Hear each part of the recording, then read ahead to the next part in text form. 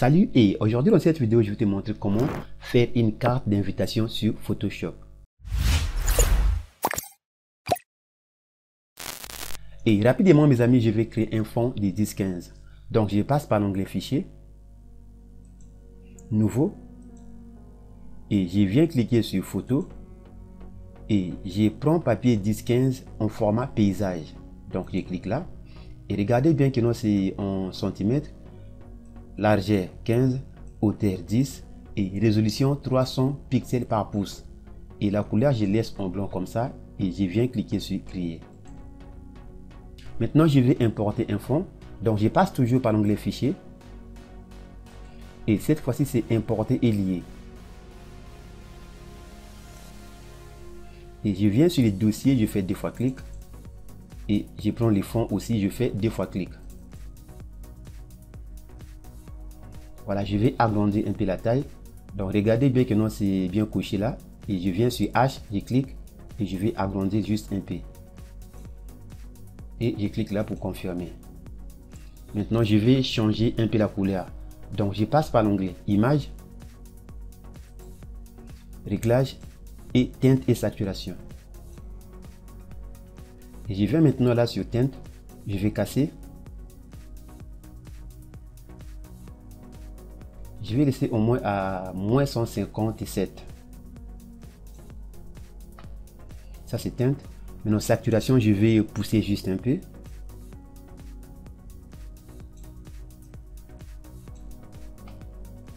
Voilà, c'est bon. Saturation, je laisse à 8 et je confirme.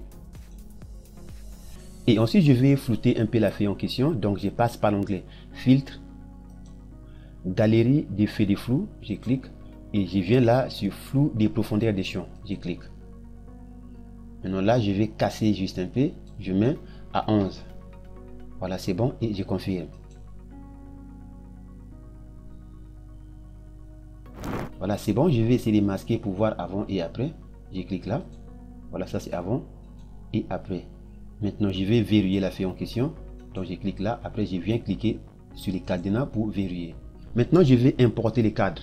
Donc je passe toujours par l'onglet fichier, importer et lier. Et je viens sur les cadres, je fais 2 fois clic. C'est en PNG. Voilà, je vais pivoter ça un peu.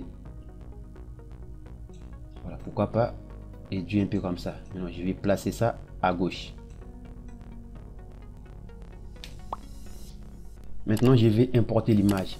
Donc je passe toujours par l'onglet fichier, importer et lier. Et je viens sur l'image, je fais 2 fois clic aussi. Voilà, j'ai importé, je vais ajuster ça. Voilà, je mets comme ça dans les cadres.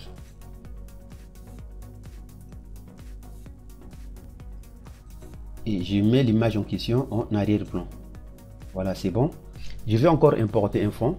Donc je passe toujours par l'onglet fichier, importer et lier. Et je viens sur les fonds en question, je fais 2 fois clic. Voilà, c'est bon, j'ai importé.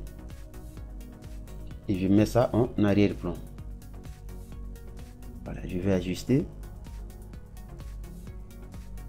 Maintenant, je vais aller chercher l'outil plume. Donc, je viens là, je fais clic droit, je prends l'outil plume.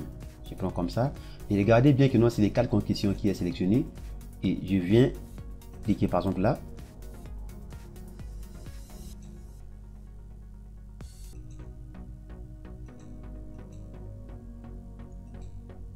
Voilà, c'est bon. Une fois sélectionné, j'ai fait CTRL Entrée. Et je vais maintenant masquer. Donc, je viens cliquer sur les boutons masque de fusion. Et maintenant, je vais importer effet halo. Donc, je passe toujours par l'onglet fichier.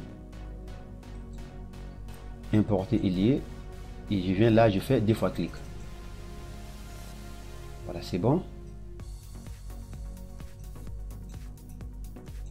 Et je vais flouter ça. Donc, je passe par l'onglet filtre, flou et flou gaussien.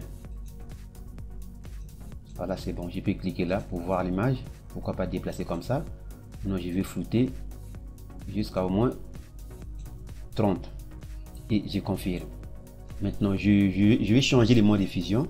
Donc je clique là et je mets en mode superposition. Et avec l'outil de déplacement, je vais déplacer ça Voilà, un peu comme ça. Donc je mets ça en arrière-plan. Voilà. Je vais dupliquer ça. Je fais CTRL J. Voilà, c'est maintenant en double. Et l'autre, je mets en première position.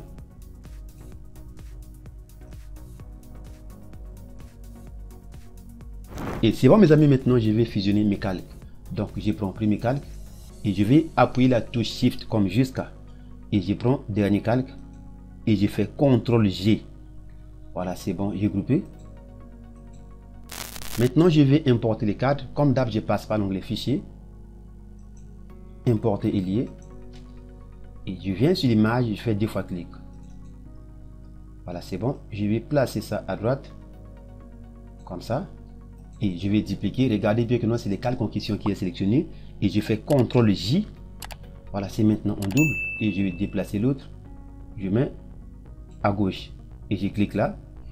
Je me place bien là au milieu. Je fais clic droit. Et je viens là où on écrit symétrie axe horizontal. Voilà, c'est bon. Je confirme. Et je vais sélectionner les calques en question. Je fais CTRL J. C'est maintenant en double. Et je déplace. Et ça, je vais pivoter. Je fais CTRL T sur les claviers comme transformation manuelle. Et je me place là, je fais clic droit. Je viens rotation à 180 degrés. Et je me place encore là, je fais clic droit, symétrie axe horizontal. Voilà, c'est bon. Je confirme. Et je clique encore là pour dupliquer. Je fais CTRL J. Et je déplace l'autre.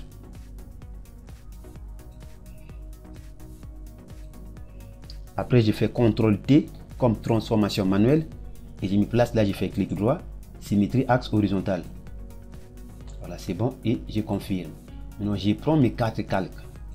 Je vais appuyer la touche Shift comme jusqu'à. Je clique là et je fais CTRL G pour grouper. Voilà, c'est bon. J'ai fusionné mes calques. Et voilà, c'est bon. Maintenant, je vais commencer à écrire. Donc, je vais aller rapidement chercher l'outil T. Donc, je viens là, je clique. Voilà, c'est sélectionné. Et je viens cliquer là pour aligner le texte à gauche. Et ensuite, je clique là. J'écris maintenant les familles. Je vais sélectionner pour agrandir un peu la taille de la police. Je prends encore l'outil T. Je clique là pour écrire Minano et Ngasaki.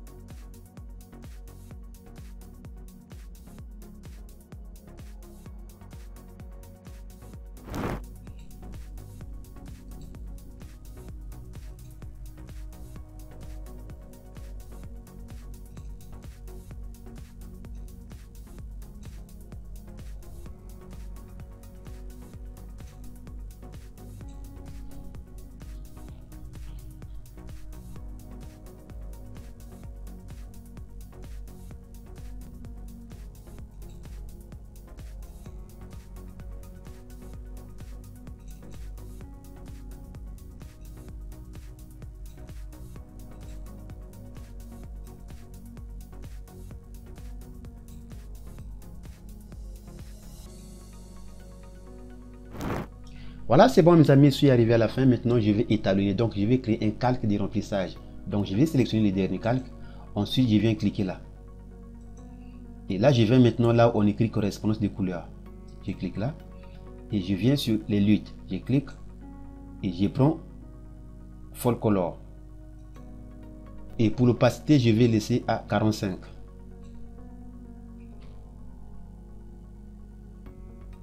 Voilà, ça c'est avant et après. Maintenant, pour finir, je vais ajouter effet vibrance. Donc, je viens cliquer là. Voilà, vibrance, je vais pousser juste un peu. Je mets à plus 20. Et voilà, je vous ai montré comment faire une carte d'invitation sur Photoshop. Si vous avez appris quelque chose, alors laissez-moi un pouce en l'air. Pourquoi pas de partager la vidéo. Quant à moi, je vous dis merci et à très bientôt.